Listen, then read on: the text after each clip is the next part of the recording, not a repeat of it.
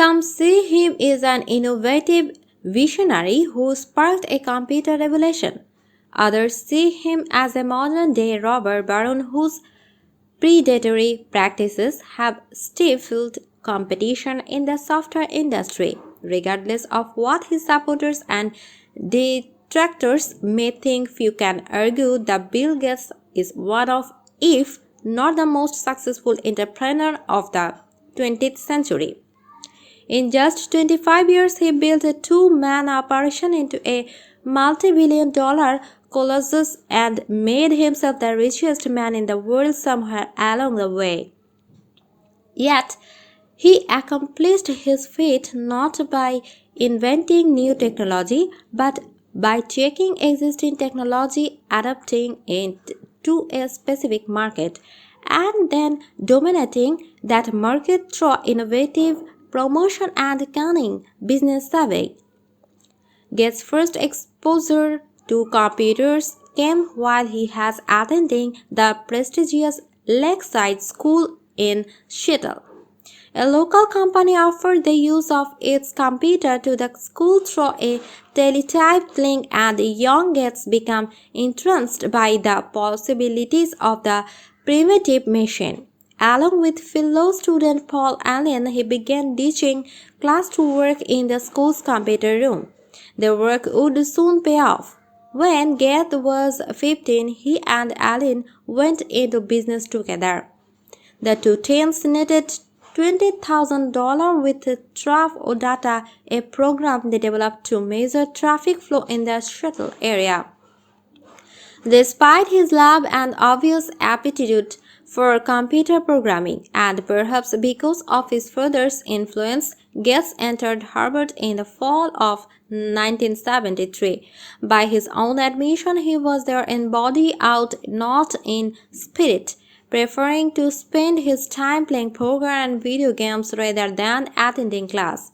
All that changed in December 1974 when Allen showed Gates a magazine article about the world's first microcomputer, the Altair 8800. Seeing an opportunity, Gates and Allen called the manufacturer MITS in Albuquerque, New Mexico, and told the president they had written a version of the popular computer language BASIC for the Altair.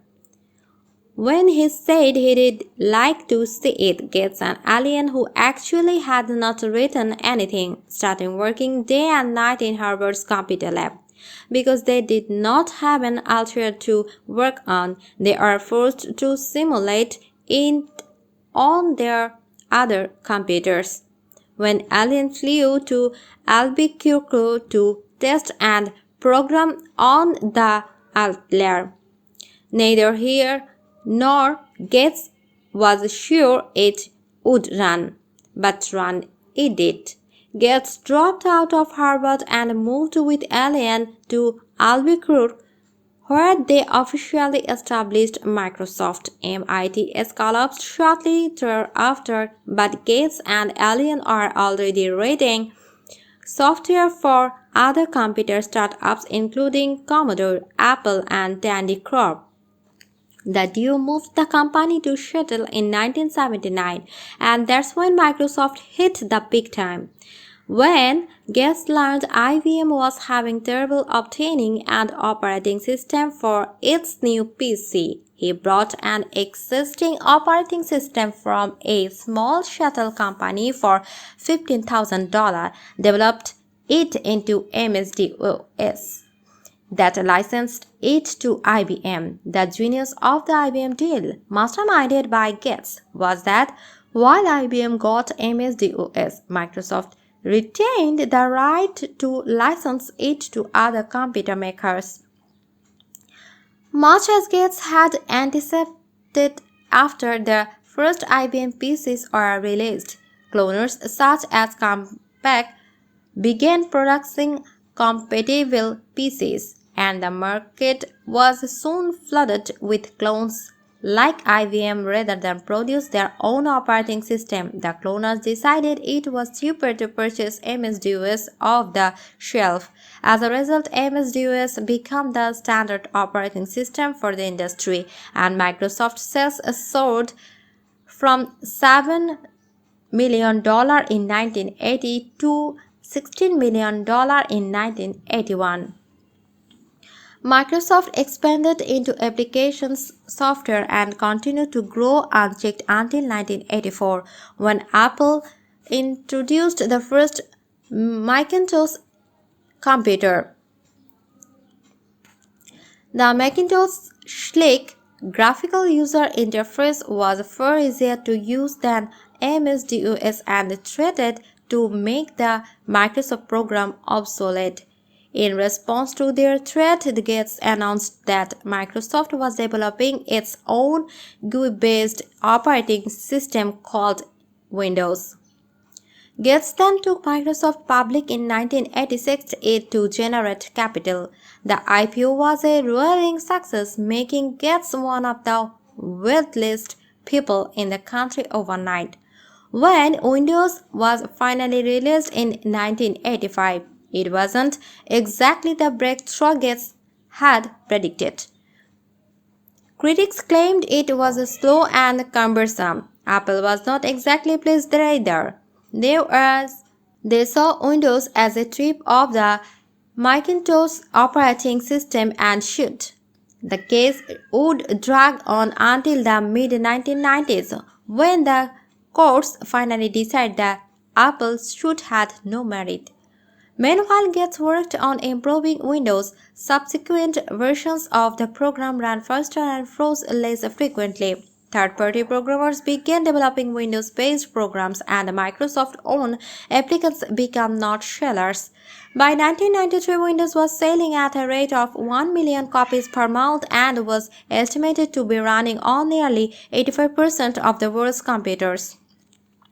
Microsoft solidified its industry dominance in the mid-1990s by combining Windows with its other applications into suites and persuading leading computer makers to preload their software on every computer they sold. The strategy worked so well that by 1999, Microsoft was posting sales of $19.7 billion and Gates' personal wealth had grown to phenomenal $19 million. But with the success was some scrutiny. Microsoft's competitors have complained that the company used its operating system monopoly to retard the development of new technology, claim Gates soundly refutes. Nevertheless, the U.S. Justice Department filed an antitrust lawsuit against the company in 1998 over impractice of building software with Windows. In November 1999, a U.S. district court ruled that Microsoft indeed had a monopoly in the market for desktop computer operating systems. The court also found that Microsoft engaged in tactics aimed in snuffing out any innovation and that threatened its dominance of the multi-billion-dollar computer industry. A federal mediator was appointed to oversee voluntary settlement talks between the government and the software giant. Attempting to explain his tremendous success, industry experts have pointed out that there are really two Bill Gates. One is a consummate computer geek who can hack code with the best of them. The other is a hard-driven businessman who, unlike most of his fellow Silicon Valley superstars, took readily to commerce and has an innate instinct for the marketplace. This combination enabled Gates to see what his competitors could not. While they were focusing on selling software, Gates was focusing on setting standards, first with MS-DOS and later with Windows. The standards he helped set shaped the modern computer industry and will continue to influence its growth well into the next century. Did give away. As a child, Bill Gates' two favorite games are Risk and monopoly. Microsoft other billionaire Bill Gates has become the singular face of Microsoft, but the company would not be what it is today without Paul Allen.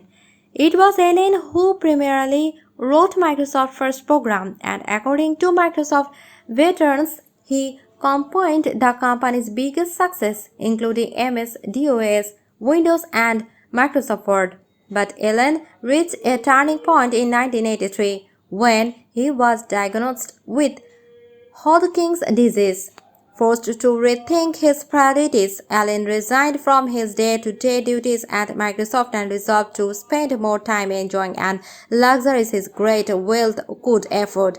He pursued the good life for 2 or 3 years, during which time the cancer went into remission. Rather than return to Microsoft, however, he plunged into other startups, founding as Matrix in 1985, and he's since gone on to become one of the country's most successful high-tech venture capitalists.